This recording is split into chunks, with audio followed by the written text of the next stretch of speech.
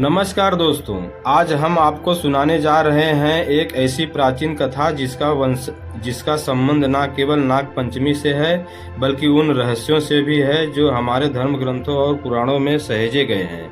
ये कथा है जन्मेजय के सर्प यज्ञ की, जिसमें नागों का विनाश होने लगा था और एक ब्राह्मण बालक ने आकर पूरे नागवंश की रक्षा की। आइए शुरू करते हैं। नाग देवता की ये अद्भुत और पवित्र कथा बहुत पुरानी बात है। जब धरती पर राजा जन्मेजय का राज था। राजा जन्मेजय हस्तिनापुर के प्रतापी राजा थे और पांडवों के वंशज थे। उनके पिता परीक्षित एक धर्मप्रिय राजा थे, लेकिन एक श्राप के कारण उनकी मृत्यु तक्षक नामक नाग के काटने से हो गई। पिता की मृत्यु से जन्मेजय को अत्यंत दुख हुआ। उन्होंने निश्चय किया कि वे सारे नागों से बदला लेंगे। इसीलिए उन्होंने एक भयंकर सर्प यज्ञ करवाया।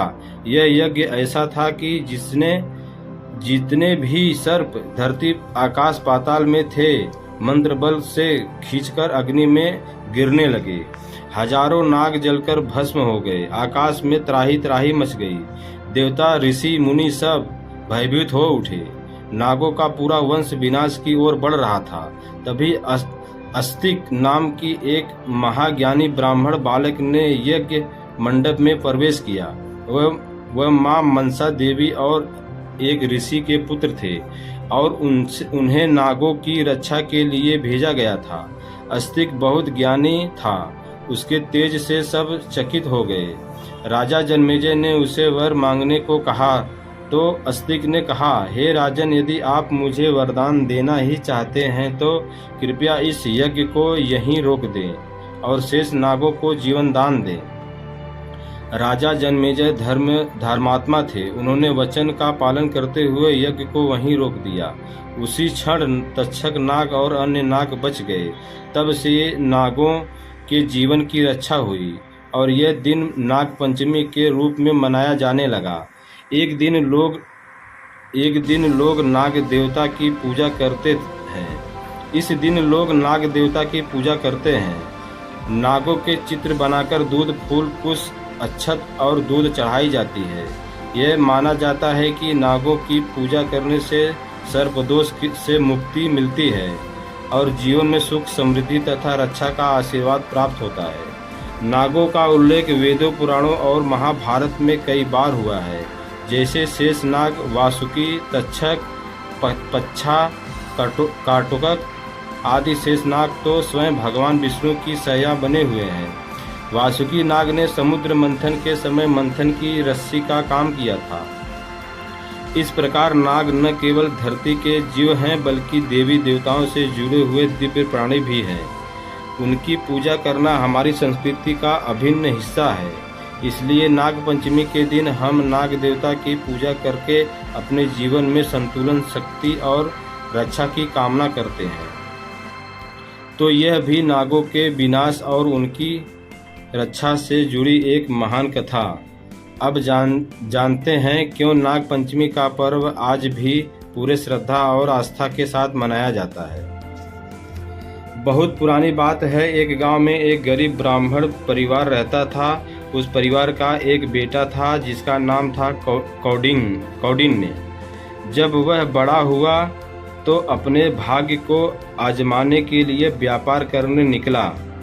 एक दिन रास्ते में उसे एक जंगल के पास एक कुआं दिखा। जब उसने झांका तो देखा कि उसमें एक नाग बुरी तरह फंसा हुआ है।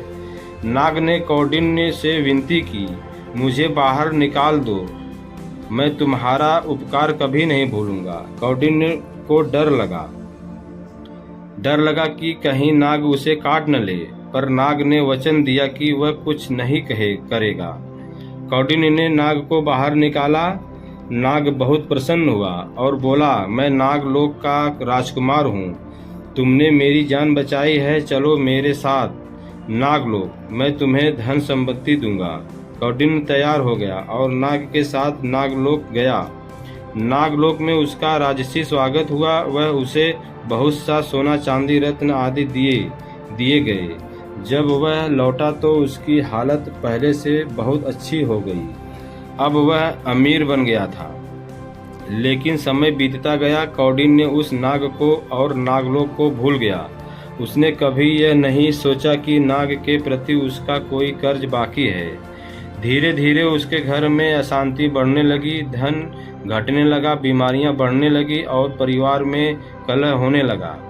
एक दिन कौंडिन्य को सपने में वही नाग आया और कहा, तुमने मेरी सहायता तो की पर फिर मुझे भूल गए, तुमने मेरे पूजा तक नहीं की। यही कारण है कि तुम्हारे जीवन में दुख आ रहे हैं। सुबह उठते ही कौंडिन्य को सब याद आ गया। उसने तुरंत नाग पंचमी के दिन उपवास रखा, नाग देवता की पूजा की, दूध और फूल चढ़ाया और माफ़ी मांगी। धीरे धीरे उसके जीवन में फिर से सुख शांति लौट आई। तभी से यह परंपरा चली आ रही है कि श्रावण मास के शुक्ल पक्ष की पंचमी को नाग पंचमी मनाई जाती है। इस दिन लोग नाग देवता की पूजा करते हैं, उन्हें दूध चढ़ाते हैं और अपने घरों की सुख शांति की कामना करते हैं। इस कथा से हमें यह शिक्षा मिलती है कि हमें किसी के उपकार को नहीं भूलना चाहिए और हर प्राणी के प्रति आदर और कृतज्ञता रखनी चाहिए। हर साल नाग पंचमी का पर्व इसी भावना के साथ मनाया जाता है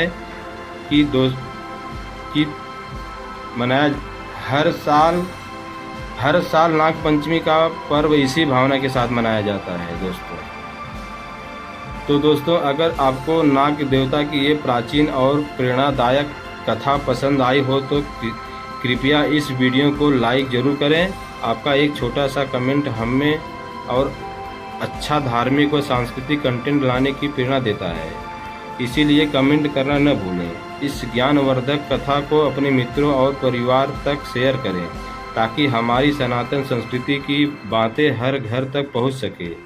और अगर आपने अब तक हमारे चैनल को सब्सक्राइब नहीं किया है तो अभी सब्सक्राइब कर लें और बेल आइकन दबाएं ताकि आगे आने वाली हर धार्मिक कथा सबसे पहले आप तक पहुँचे। और अंत में एक जरूरी संदेश, हम सबका यह कर्तव्य है कि अपने आसपास की बहनों, माताओं और बेटियों को सुरक्षित और सम्मानित वातावरण दें। याद रखें, एक सुंदर और भव्य समाज वहीं से शुरू होता है जहां महिलाएं सुरक्षित महसूस करती हैं। आपका सहयोग ही हमारी सबसे बड़ी शक्ति है। धन्यवाद दोस्तों। जय नाग देवता, जय सनातन धर्म।